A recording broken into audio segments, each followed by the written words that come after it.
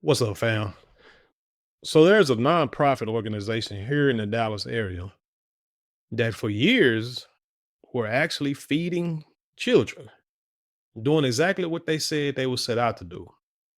But recently, they've been put under an investigation because it seems like some money's been missing.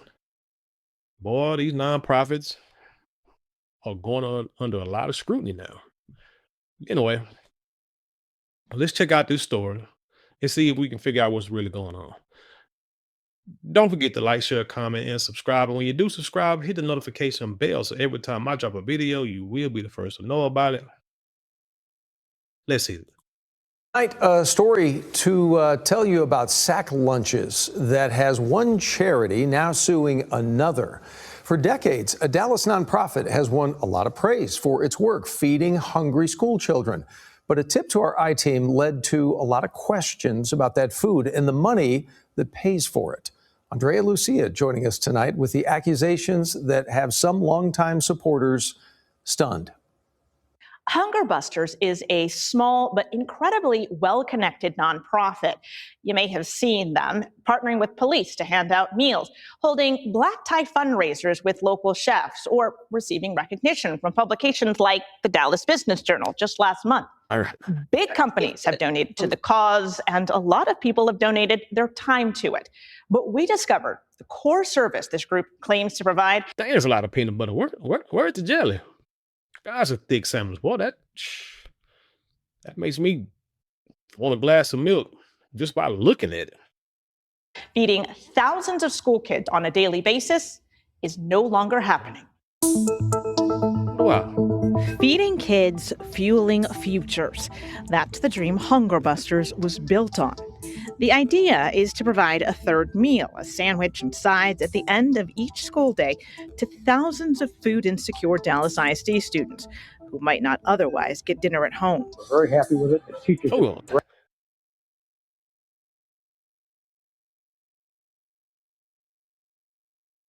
You know I'm being petty right now, and I'm looking at shoes because I could have sworn I saw a pair of Jordans on a kid's feet. End of each school day to thousands of food insecure Dallas ISD students who might not otherwise get dinner at home. I didn't look like Jordans. And you're probably saying, Marla, why are you being so petty? Well, my thing is this here. Jordans are not cheap to po folk. Okay. Right now, grown man pair of Jordans run you about $220, $250 right now. And I remember back in the day, you used to get like $200, $300. Like, well, then they had something that came in a box, a set one time. And it was like $250, something like that. That seemed outrageous. Now each one of them are like $200 something. So for kids, you're talking about $100 for a pair of Jordans. What your child need an after school meal. That's all I was looking at. Carry on. Phil Romano. I know Romano's restaurants. Yeah, I know they count. The teachers just embraced it. The principals have embraced it. Restaurateur Phil Romano, the man behind popular chains including Macaroni Grill, Fuddruckers, and Eatsies, founded Hunger Busters 25 years ago. Glimpses behind the scenes shared online over the years have shown stocks of meat, cheese, and bread, and volunteers working in assembly lines to fill the brown paper sacks. In 2023, Mayor Eric Johnson signed a proclamation declaring May 25th as Hunger Busters Day in Dallas. And see, I think with Phil Romano, as you can see, he did a good thing. What he did, I think, what kept him from being investigated or being scrutinized or even even attempting to do something unscrupulous with funds. He already had a restaurant. He's already in the food service business. So it was probably simple for him, easy for him, cheap enough for him to get bread, meat, cheese to make sandwiches, get some fruits. Because he's already in the business. So it's not like he needed to, skim off the top or take somebody's donations and buy a house or buy a car with it, because he's already in the business. He was actually doing something to give back to the community, because he probably had leftover meat, extra meat. So he said, hey, instead of throwing this away, taking this loss, let's use this, give it to the children. You know what I'm saying? A tax write-off it might be, but hey, that's what tax write-offs are for. You wouldn't use it for something. If I'm gonna get it, let me go ahead and let somebody else benefit off of it while I benefit too. Ain't nothing wrong with that. We'll just Same year, Latame Phillips, a hold on. one-time delivery driver. Mayor Eric Johnson, cheese and bread, and volunteers working in assembly lines to fill the brown paper sacks. In 2023, Mayor Eric Johnson signed a proclamation declaring May 25th as Hunger Busters Day in Dallas. That same year, Latame Phillips, a one-time delivery driver at the nonprofit, took over as CEO. Whatever you make that morning goes into a kid's belly that night. Online, Phillips has shared stories of growing up poor, missing meals, and his wish to feed more children. I look at these. And to me, I can't hate on him or be mad at him with how he grew up. But a lot of times when you hear stories like this, that's usually always the backdrop. I grew up with nothing. I didn't have nothing. I missed meals. I had to share clothes with my cousins and my brothers and sisters and stuff. Single family. We lived in a 1-2 bedroom apartment in the projects. It was like 5 of us. Single mother or grandmother raised us, mama on drugs. You hear that. And my thing is, when people have nothing, sometimes they do things a little different with money when they get it because they don't know how to have money or how to use money. You know what I'm saying? How to budget, how to use it right. Rob Peter to pay Paul. Let's say that they do that a lot because a lot of times that's how bills are being paid in the house. We got we got to put a little bit on electric, a little bit on the water, a little bit on the gas, majority of it on rent. And then when the next month come around, we give a little more to the electric bill, a little less to the water, a little less to the gas. And the next month we give a little more to the gas, a little less. You see what I'm saying? So a lot of times they don't know how to deal with money. So it's like they might be part of a nonprofit and say, well, I get a little money and maybe I can use it for this. And then we'll go out there and get some more money from somebody because it's easy to get this money now and use this money for that. You know what I'm saying? After a while, once the money stop coming in, the amount of money you think is supposed to come in, not coming in. Now you got to figure out, or when bills, services are due, or money is due. Now it's like, wait a minute, I don't have this money yet, so now I got to figure something out, and then it just snowballs. Kids that we serve, and they remind me of myself. In 2024, he applied for a grant from the Tyler Street Foundation, another local nonprofit, to buy a van to deliver even more meals. We made 3 site visits, saw the facility where they packed the meals. We were thrilled to partner with them. Vivian Skinner says the foundation was still working on the first grant when another need became apparent. According to Hunger Busters' social media accounts, its building was in immediate danger of being sold, and it needed $1.2 million to purchase the property. So the question is, did they ever have these issues before the original owner left as a CEO and turned it over to him? That's the question I have. Again, our grant administrator spoke with Latame Phillips, and he explained he didn't actually have to raise $1.2 million. He just needed to raise $750,000. In all, the foundation says it gave Hunger Busters a little over $116,000 to buy the van and the land. But Skinner says it took Phillips months to provide documentation of the purchases.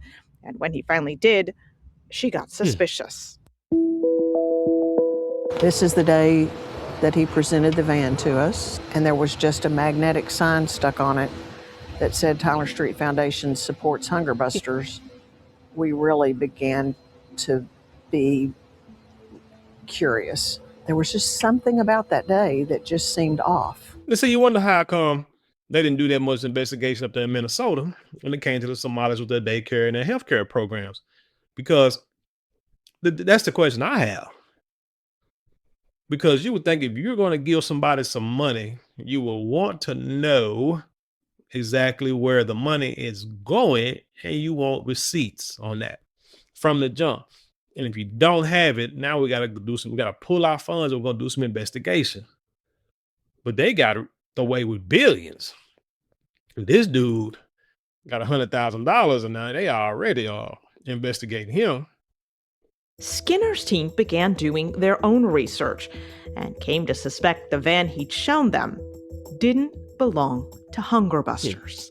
You were able to use the license plate to track down who actually owns this van. It's owned by Enterprise Rentals out of Irving. So you think they just rented it for the day? Just rented it for the day. Skinner says the vehicle sales agreement and insurance policy Phillips provided were Wow. fake, with a VIN number that traces back to a 20-year-old Dodge Ram pickup, Wow. not a van. That got them wondering, what about the land? All we did was go to the Dallas County Appraisal District website and look it up, and it had never changed hands. What? Then we began to wonder if he was actually really feeding kids. Skinner mentioned she'd often drive past the Hunger Busters building and noticed there didn't seem to be a lot of activity. So when we started digging into the nonprofit, the building here is where we started. For 4 weeks in November and December, our team sat outside the building on Sylvan Avenue, west of downtown No, Dallas. that's it. We saw Phillips there a few times, but no groups of volunteers and no brown bag meals. The food we did see coming out, we discovered came from a company renting out the same space that makes ready-to-eat meals at high-end coffee shops. Hello? A manager told us in the 8 months it's been operating there, Hunger Busters hasn't used the space on a regular basis. Then we called the 11 schools, Phillips said in his grant application, were currently receiving meals. Somebody knows something. Because if you go into a place to where he's supposed to be making meals and no one's there but him, and then you saw him on the phone, somebody knows that this dude has done something with that money. Y'all, they just haven't spoke to the right person just yet. Question, does the school get food donations from Hunger Busters? It's a nonprofit that donates meals. They don't donate Hunger Busters. Did they used to? But they haven't in the 4 years that you've worked there. You've never seen them? Yeah. No. Doesn't sound familiar at all. Every single one said it had been at least a year, though often longer, since Hunger Busters had delivered meals there. When we emailed Phillips asking about the schools, he replied saying Hunger Busters never publicly listed by name any campus that we directly deliver meals to. Besides, he said, while Hunger Busters previously provided meals directly on certain school campuses, the model had changed to support after-school programs, churches, community-based organizations, and partner nonprofits. He wouldn't share those locations either. When we found Phillips at Hunger Busters earlier this month, I don't want to. I understand. I'm not authorizing anything to be on camera. Okay, well, she's on the sidewalk. Well, she's If you not on will you camera. sit down with us? he refused to answer most of our questions. We asked when the daily meal deliveries ended. At first, he said about a year ago. Then he said he wasn't sure. It's unclear how much money Hunger Busters raised in 2025. The I-Team found documentation of at least $264,000 in grants and donations last year, not including what it brought in through its annual gala and other events. We believe we've been defrauded on a fairly significant scale, and it hurts, and it also hurts to think about hungry kids. The Tyler Street Foundation is now suing Hunger Busters over the 2 grants. In a court filing, Phillips says the money was used for services consistent with its general mission, Administration fees. and he denied using any of it for personal use. So, question, the CEO obviously is not talking. Is there anybody else with the organization who's offered up any kind of explanation as to what's going on?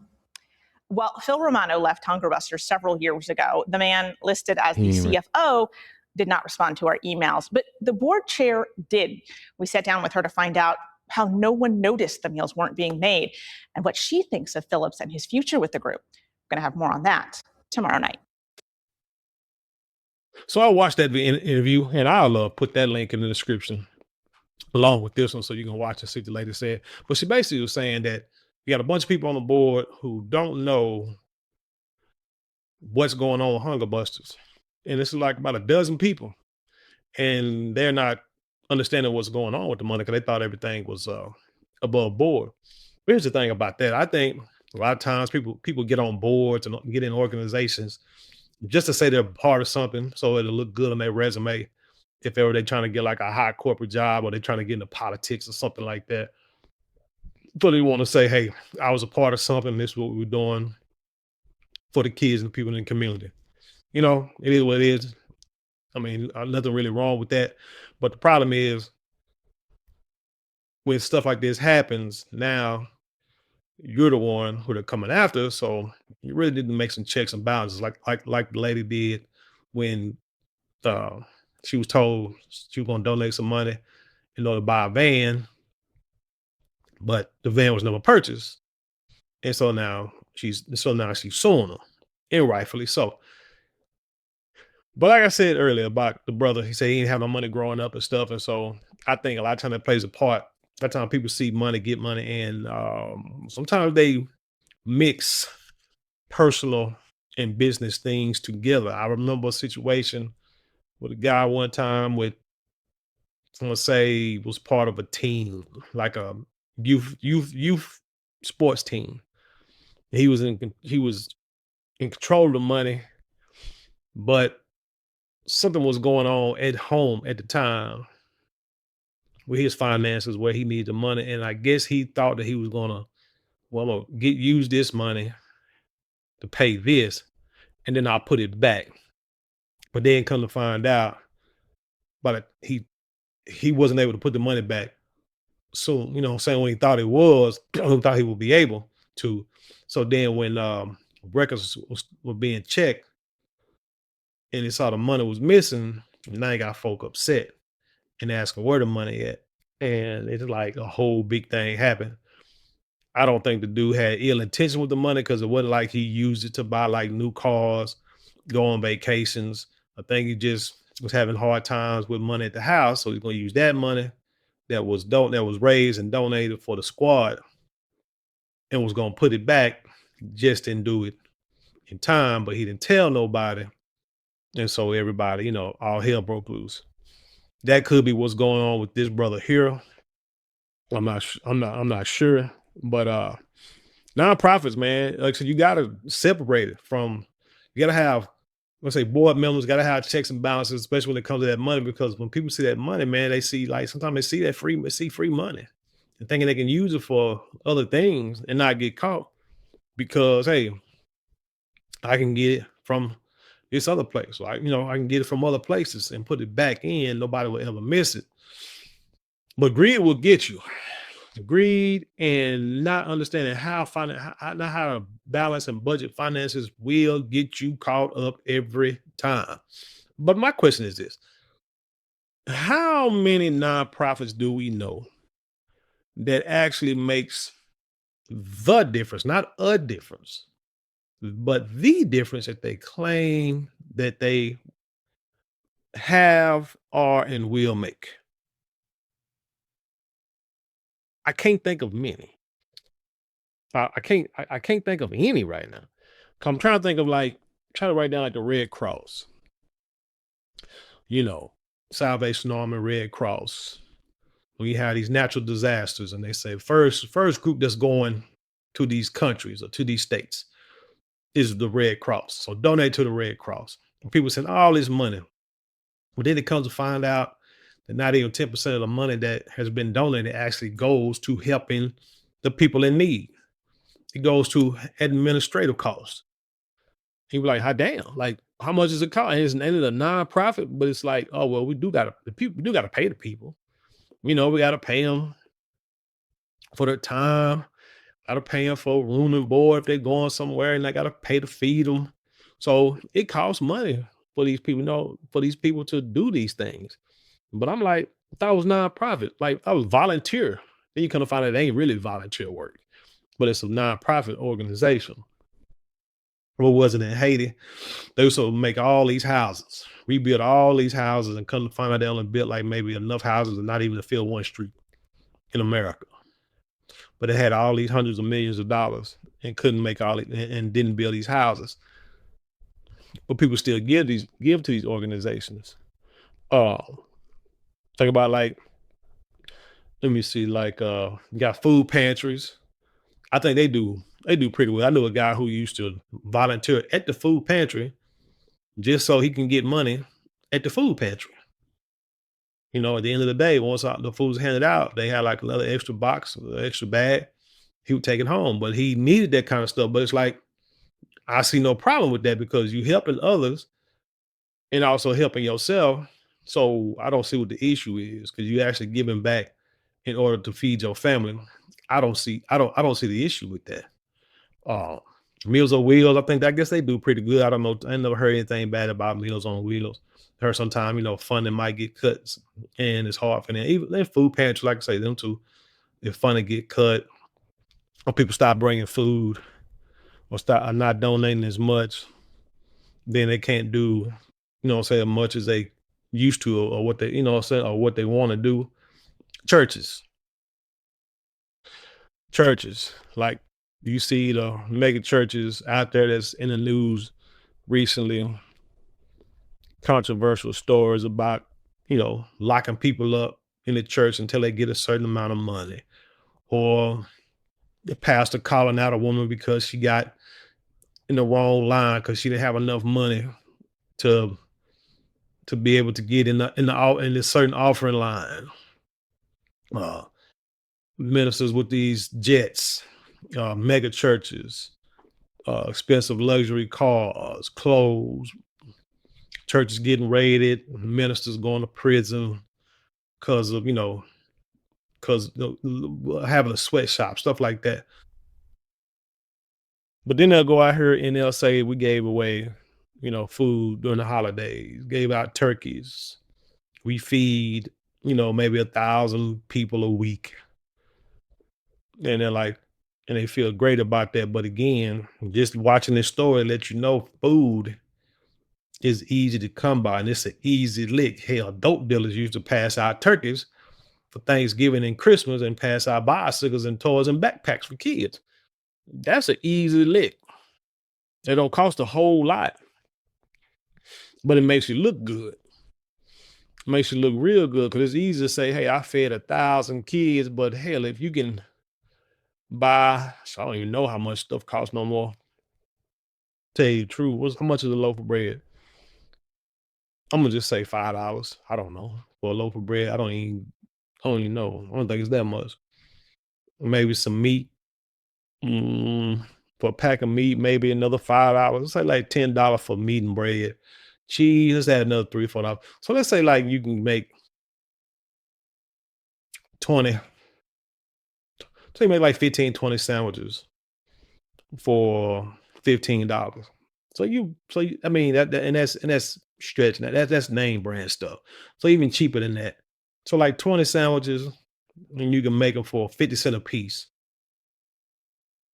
And you fed 1,000 people.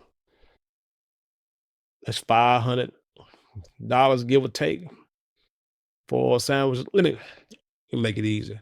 Sandwich, a fruit, maybe a drink, and paper bag to put it in. Might cost you $1. And you feed 1,000. You get it to 1,000 kids every week. That's $1,000 out your pocket just on that alone. But again, you're supposed to be a nonprofit. Again, you should be a volunteer organization. So people come in and do it for free on their off time. I mean, that's what I would think. So you spend $1,000 to feed 1,000 kids every week, but you getting donations, 100,000, 40,000, you know what I'm saying? Stuff like them $30,000 checks. That's enough. And it's 52 weeks in a year. So that's $52,000. Let's say 55,000. Let me say even 60,000. Let me put it like $60,000 a year to feed sack lunches. Where's the other $150,000 there? Oh, I forgot. You know, you got to pay taxes, rent, utilities. It don't cost that much.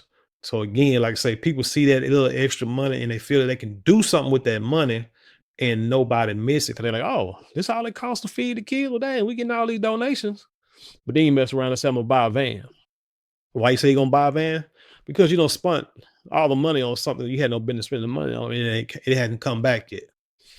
So then you mess around and can't buy the van. So then you think you're gonna be telling people, oh, well, we need money to help keep the building because we're gonna lose the building.